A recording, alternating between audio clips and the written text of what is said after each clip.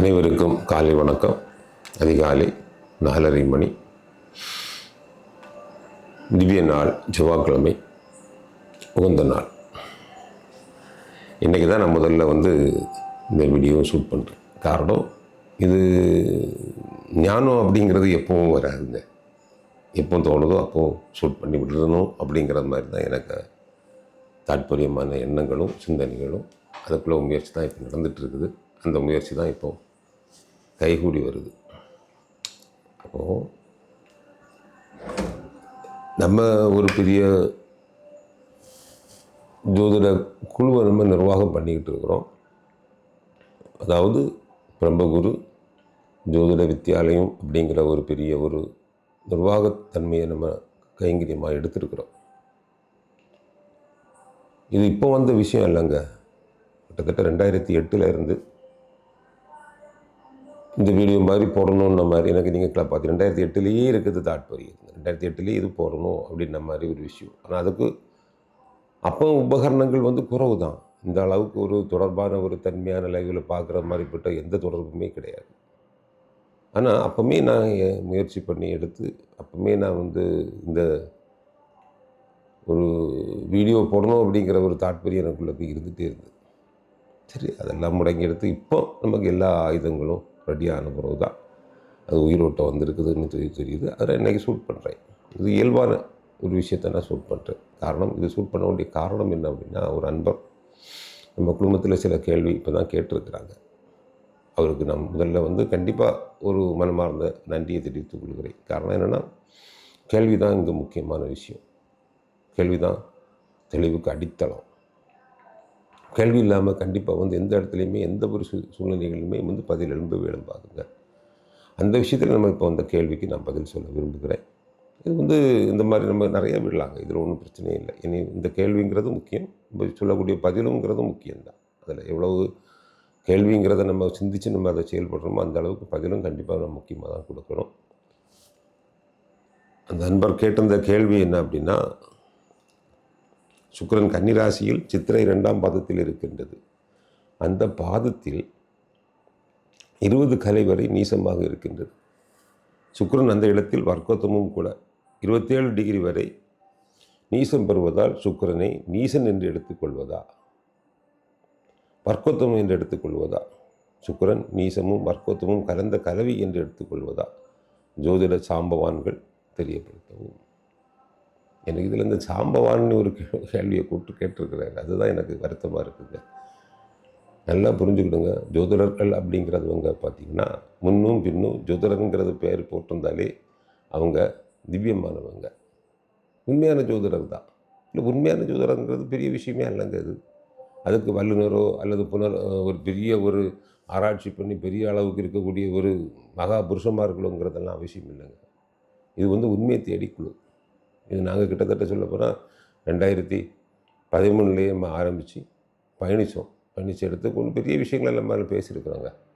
அதில் இருக்கக்கூடிய நண்பர்களுக்கு தெரியும், குறுகிய நண்பர்கள் தான் இருக்காங்க, அவங்களுக்கு தெரியும் உண்மை தேடியில் நம்ம என்ன நோக்கி பயணித்தோம் அப்படிங்கிறது. அதில் உள்ள ஒரு ஒரு சின்ன திவ்யந்தான் இதில் வந்திருக்குது, அப்படிதான் சொல்ல முடியும். அப்போ ஜோதிடர் அப்படிங்கிறது என்னென்னா ஜோதிடர்களுக்கு முன்னும் பின்னும் பேரை போட்டு ஒன்று அப்படிங்கிறதல்ல. அவங்க பேரை போட்டாலே உண்மை அப்படிங்கிற தன்மையை தேடி போய் அடைஞ்சவங்க அப்போ தான் அர்த்தம். இப்போ உண்மை அடைஞ்சவங்களுக்கு அங்கே கண்டிப்பாக அங்கே பொய்ங்கிற தன்மை இருக்காது. ஒரு பொலாரிட்டியில் 0 அப்படிங்கிற தன்மையில், அதாவது பூஜ்யம் எல்லாம் தெரிஞ்சவங்கிற தன்மையில் இருக்கிறவங்க அவங்க எங்கே போட்டாலுமே மதிப்பு உண்டு. பூஜ்யத்துக்கு எவ்வளோ மதிப்போ அதே போல் தான் ஒரு ஜோதிடர்களுக்கு மதிப்பு. அதை நம்ம பின்தூக்கி வச்சோம்னாலும் அதுக்கு மதிப்பு குறையும். ஆனால் அதை முன்னேற்றி வச்சோம்னா மதிப்பு கூடும். அப்போ நம்ம மதிப்பு நம்ம மரியாதை நிமித்தமான ஒரு முன் தூக்கி வைக்கிறதுல தான் இருக்குதுங்க அந்த மதிப்பு. அதை எங்கே போட்டாலும் அது அதுக்கு போக்கில் தான் இருக்குது. இதுதான் ஜோதிடர்களுக்கு தன்மை. அப்போ உண்மைங்கிற தன்மை அதில் தான் இருக்குதுங்க. வேறு ஒன்றுமே இல்லை. இவ்வளோதான், பூஜ்ஜியத்துக்குள்ளே இருக்குது ஆட்சி. அப்போ அந்த மாதிரி பார்க்கும்போது இதில் வல்லுநர் அப்படிங்கிற தன்மையோ காரியங்களும் இங்கே கிடையாது. ரெண்டாவது பார்த்திங்கன்னா, இது கேள்வி அப்படிங்கிறதுல முக்கியமாக நம்ம தெரிஞ்சுக்கிற விஷயங்கிறது என்னென்னா, சுக்கிரன் அப்படிங்கிற தன்மை ஒரு கிரகங்களை நம்ம சொல்லியிருக்கிறோங்க ஒன்று. ரெண்டாவது பார்த்திங்கன்னா, அது நீசமாக உச்சமாக அப்படிங்கிற தன்மை. அப்போ இந்த உச்சத்துக்குடைய தாற்பயம் அப்படிங்கிறது கிளாசிக்கல் மேத்தமெட்டிக்ஸில் அறியவே முடியாதுங்க. அது ஒரு ஹேரோ அல்ல, அது பயணிக்க தூரம் அல்ல, அது ஒரு கடந்த தூரத்தில் இவ்வளவு நடந்திருக்கும் அப்படிங்கிறதும் அல்ல. அது ஒரு நிகழ்வுங்க ஒன்று. சுக்கிரன் அப்படிங்கிறத பார்த்திங்கன்னா நம்ம உடம்புல இருக்கக்கூடிய பிளாஸ்மா, அந்த பிளாஸ்மா அவ்வளோத்தையும் ஒரு கோப்பையில் நம்ம உறிஞ்சி எடுத்துட்டோம்னா இங்கே நாடி போகிறதுக்கும் பிராணம் போகிறதுக்கும் இடம் கிடையாது. அதான் சுக்கிரன். இது வந்து தாற்பயம். இதுக்கு உச்ச நீசங்கிறது. அப்போது அதுக்குரிய தன்மையை நீங்கள் முதல்ல உறிஞ்சிக்கணும். இந்த உண்மை தேடிங்கிற குழுவில் நாங்கள் நிறைய பேசியிருக்கிறோம். உச்சம்னா என்ன, நீச்சம்னா என்னது, ஆட்சி உச்சம் பகை சமம் அப்படிங்கிற ஒரு கான்செப்ட்டுங்கிறது பெரிய புனிதமான ஒரு பயணம். அதுதான் முக்கியம். எனக்கு என்ன ரோலு, நான் உச்ச ரோலா நீச்ச ரோலா அப்படிங்கிற தன்மையை இதில் புரிஞ்சுக்கிடணும். அப்போ இந்த விஷயத்தில் வந்து நம்ம பார்க்கும்போது அந்த தாற்பயத்தை நம்ம தெரிஞ்சுக்கிட்டால் தான் இதில் புரிஞ்சுவிட முடியும். இப்போ இதுக்கு ஒரு கணிதம், திவ்ய கணிதம். அந்த கணிதத்தை நம்ம தெரியாமல் ஒரு விஷயத்தை நம்ம புரிஞ்சுவிடவே முடியாது. அப்போ ஜோதிடர்களுக்கு மத்தியில் பார்த்திங்கன்னா வல்லுநர்களோ ஆயுதம் தாங்கிய பொருள் மாதிரி பெருசாக நான் தான் அப்படின்ற மாதிரி கிரகிக்கிற தன்மையும் இங்கே கண்டிப்பாக கிடையாது. உங்கள் பேரில் நீங்கள் அஸ்ட்ரோ அல்லது வந்து ஜோதிடர் அல்லது ஏதாவது சாம்பவான்னு பேரை போட்டுட்டிங்கனாலே நீங்கள் உண்மையை தேடி, அது ஒரு குழந்தை வந்து நம்மகிட்ட கேட்கும்போது அதுக்கு உண்மையை சொல்லணும், அவ்வளோதான். உண்மை தெரியாமல் நம்ம போய் சொன்னோம்னா மாட்டிக்கிடுவோம். அப்போ பேருக்கு புகழும் பங்கமும் எல்லாம் பிரச்சனையாட்டு மாறிடும். அதனால் சரணாகதி, எனக்கு ஒன்றும் தெரியாது சாமி, நீ எதாவது சொல்லி கொடுன்னு சொல்லி அப்போ வந்து குறி சொல்ல போகணும். இந்த 2 தான் நம்ம இதில் கற்றுக்கிட்ட வேண்டிய விஷயம். ஜோதிடர் அப்படிங்கிற பேரை நம்ம முன்னுக்கோ பின்னுக்கோ போட்டுட்டோம்னாலே உண்மையை அறிந்தவன். அது ஏங்க இதுக்கு உண்மை அறிகிறதுக்கு என்னங்க, ஒரு சின்ன கம்பெனியில் ஒரு சின்ன வேலை பார்க்குறோம், அங்கே அந்த மிஷினை பற்றின உண்மையை அறிஞ்சாச்சு. அப்போ நம்ம தான் எல்லாம். அப்போ யார் வந்து கேட்டாலும் இதை இந்த பிளக்கத்துக்கு அதில் செருவு, அந்த பிளக்கத்துக்கு யார் ஒரு செருவு, இதை இப்படி கட் பண்ணி இப்படி பண்ணு அப்படிங்கிற முழுமையாக தெரிஞ்சவங்க தானே. இதுதான் ஜோதிடர்னு ஏன் கொடுத்தானா இயற்கையின் தன்மையை தெரிந்தவங்க, இவ்வளோதான்.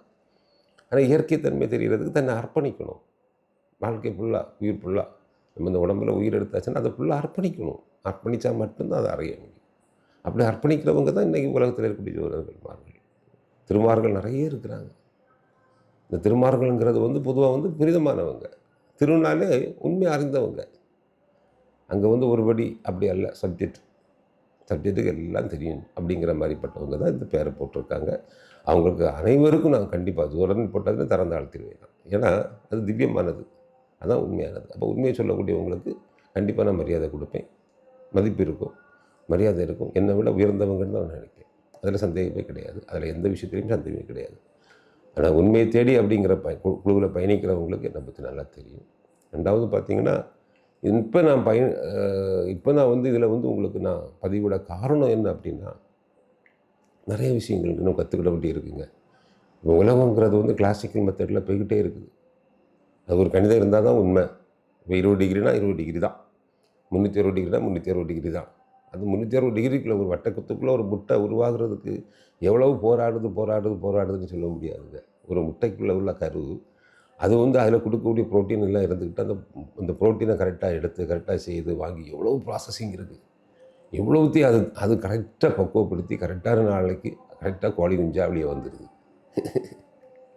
இதெல்லாம் கணிதம் இல்லைங்களா? இது கிளாசிக்கலாக எந்த கிளாசிக்கில் சொல்லியிருக்கிறாங்க? ஒரு முட்டை, ஒரு கோழி வெளியே அந்த கரெக்டாக அந்த வார்டு கரெக்டாக திக்காக இருந்து வெளியே போட்ட உடனே அது என்னென்ன ப்ராசஸிங் நடக்குது அப்படிங்கிறது மாதிரி கணிச்சிருட்டான். ஒரு முட்டைக்குள்ளே, ஒரு லக்காங்கோழி விடக்கூடிய முட்டைக்குள்ளே என்னென்ன நிகழ்வு நடக்குது அப்படிங்கிறத வந்து துல்லியமாக கணிக்கிட்டு, அவங்க மிஷினை வச்சோ இல்லை அதை வச்சு கணிக்கிட்டு, அங்கே உள்ளே இருக்கவங்க தான் அங்கே கணிக்க முடியுங்க. அவன் தான் அதை செயல்படுத்துகிறான். லக்னங்கிறது பிரதானம், அதான் எனக்கு ஆய்வே. அப்போ லக்னத்தை கண்டுபிடிச்சிட்டிங்கன்னா ஐயோ, அப்போ உள்ளே இருக்கவன் எல்லாம் தெரியும். எனக்கு இதில் வலிக்குது, இதில் வலிக்கல, இந்த நியூரான் வந்து இப்படி இல்லையே ஓடிட்டு இருக்குது, அது ஏன் ஓடுதுங்கிறதெல்லாம் கணிச்சிக்கலாம். ஓகேவா? அதனால் இந்த கணிதங்கிறது ஆட்சி உச்ச கணிதம் அப்படிங்கிறது ஒரு சின்ன ஒரு புரிதல் வேணும். அறிவை தேடி நம்ம பயணிப்போம். அந்த அறிவில் வந்து கண்டிப்பாக அந்த புரிதல் வந்துடும். அப்போ புத்தி நமக்கு தெளிவாயிட்டுனா சித்தத்தில் நிறைய இருக்குங்க. எல்லா கோடிங்கையும் நம்ம ரீட் பண்ணலாம், எல்லாரையும் கோட் பண்ணலாம். அதில் சின்ன விஷயமும், ஒரு சின்ன குழந்தை கேட்டாலும் அன்பாக சொல்லலாம், ஒரு முதிரவர் கேட்டாலும் அன்பாக சொல்லலாம். இப்படி சொல்லும்போது அது ஜோதிடர்களுக்குரிய அழகு. நான் கிரிட்டிசைசேஷன் பண்ணி இந்த தன்மை போடலை, கண்டிப்பாக போடலை, சத்தியமாக போடலை. எனக்கு அப்படி பண்ண வேண்டிய அவசியமும் கிடையாதுங்க. இது வந்து உண்மையை தேடிங்கிற ஒரு ஜோதிடருங்கிற ஒரு பேர் ஒரு இடத்துல இருந்துட்டுனாலே அவர் உண்மையை தேடி, அவர்கிட்ட ஒரு விஷயத்தை சொன்னால் அவர் உண்மையை சொல்லுவார், அவ்வளோதான். அது என்ன சொல்லணுமோ எப்படி பண்ணணுமோ அந்த நேரத்தில் நடக்கக்கூடிய நிகழ்வுகளை கண்டிப்பாக சொல்லணும். அதான் உண்மை ஜோதிடர்களுக்கு ஒரு அழகு. ஆகையால் வந்து இது வந்து நம்ம இன்னும் நம்ம பயணிப்போம். இப்போ நம்ம ஆரம்பிச்சிருக்கிறது வந்து பொதுவாக பார்த்திங்கன்னா இந்த குழுவில் யுகம் அப்படிங்கிற ஒரு கான்செப்டுக்குள்ளே நமக்கு முதல்ல தொடங்குகிறோம். இந்த கணிதத்துக்குரிய தன்மை, அதாவது திவ்ய கணிதத்துக்குரிய ஆரம்ப ஸ்டேஜில் நம்ம இருக்கிறோம். இப்போ திவ்யங்கிறது எப்படி கணிக்கப்படணும் அப்படிங்கிற தன்மை, திவ்யம் தெரிய உண்மை அவ்வளோ உண்மை தான். அதில் வந்து கண்டிப்பாக இல்லைங்க, தவறுதலே வராது. தவறுதலே இருக்காது. நம்ம வாழ்க்கைங்கிறது திவ்யமாக இருக்கும், அருமையாக இருக்குங்க. ஒரு தூரம்னா அப்படி ஒரு பவ்யமாக இருக்கும். அதை உணருங்க. நம்ம அதுதான் உணரணும். அது நம்ம காசோ பணமோ பொருளோ பொண்ணோ இல்லை நம்ம சாதிக்கணும் வேண்டிய விஷயமோ இங்கே ஒன்றுமே கிடையாது. ஒரு எறும்பு செய்கிறது, ஒரு சின்ன அதாவது இந்த மரத்தில் இருக்கக்கூடிய செய்கிறது தான் நம்ம செய்யலை. அதான் நான் சொல்லுவேன். இந்த செய்கிறது நீ செய்ய. அதை கடந்த ஒரு